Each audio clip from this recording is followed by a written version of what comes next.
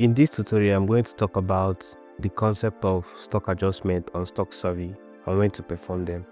So stock adjustment actually is very important, especially when you have a product that is physically less than what you have on the system. So stock adjustment means the process of manually decreasing the quantity of a product without selling it out.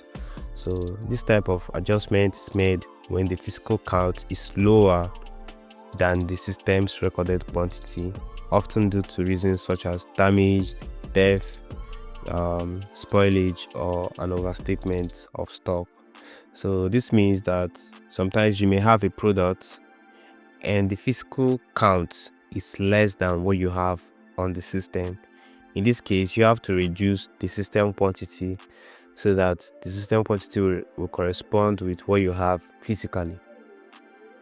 Now in this case, we have a product name which is Coke, and the physical stock is actually 50.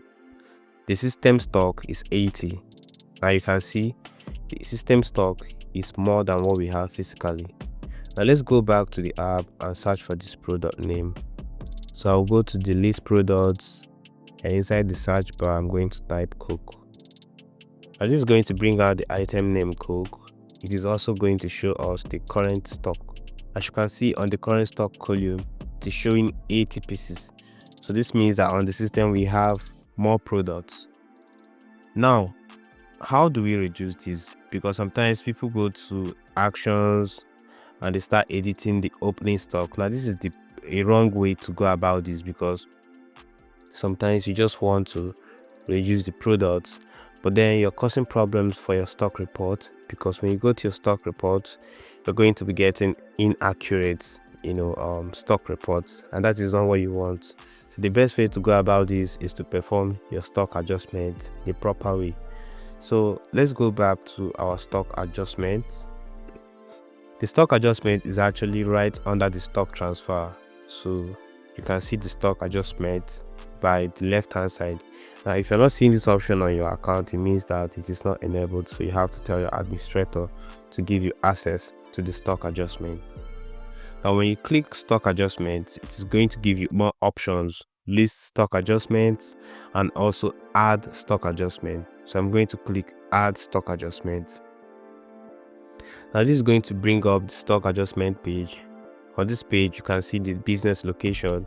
So I'm going to select my business location. In your case, you'll see your business location when you click on this drop down. So I'm going to click the business location where I'm performing this stock adjustment, and the next step is to fill in the reference number. This reference number is optional, and you can choose to fill it in or you can leave it empty. It is not going to cause any problem. Now the next step is to input the date of this stock adjustment. Most times you're going to be using the date of the day you're performing the stock adjustment, so you can just leave it at today's date, unless you have a specific date that you want to select. You can go and change this. Then for the adjustment type, in most cases we are going to be using normal. You can hover over this tooltip to get more details about when to use the normal and also the abnormal stock adjustment type. Now inside the search bar, we are going to type Coke. This is going to bring out the product. We can see the system stock here. We can also input the quantity we want to reduce. So in this case, we have the physical stock, which is 50, and the system stock, which is 80. We want to reduce this by 30, because when you remove 30 from 80, you get the 50. Under the quantity field, I'm going to input 30. So when we save this, the system is going to deduct this product by 30 pieces, and it's going to correspond with what we have physically. The next step is to input the total amount recovered.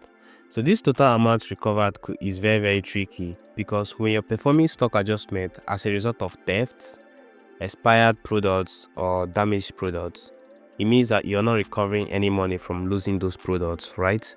But if you are performing this stock adjustment as a result of stock transfer, maybe you transferred your product to another location that is not on the system, or there was a mistake in the actual count of your product, you can input the total amount here. So this is the amount recovered. But if it is you're performing the stock adjustment as a result of theft or expired product, that means you did not recover any money in the process of losing this product, so you impute 0 here. But in my case, I'm performing this as a result of stock transfer to another location that is not on the system, so I'm going to leave the total amount recovered to be 11,250.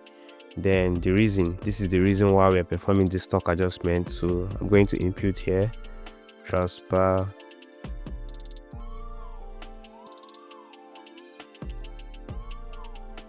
of stock. Now this is the reason why I'm performing this stock adjustment, and I'm going to go ahead and save. So when I'm done saving, you go to your list stock adjustment, and as you can see right here, we have the last stock adjustment we performed.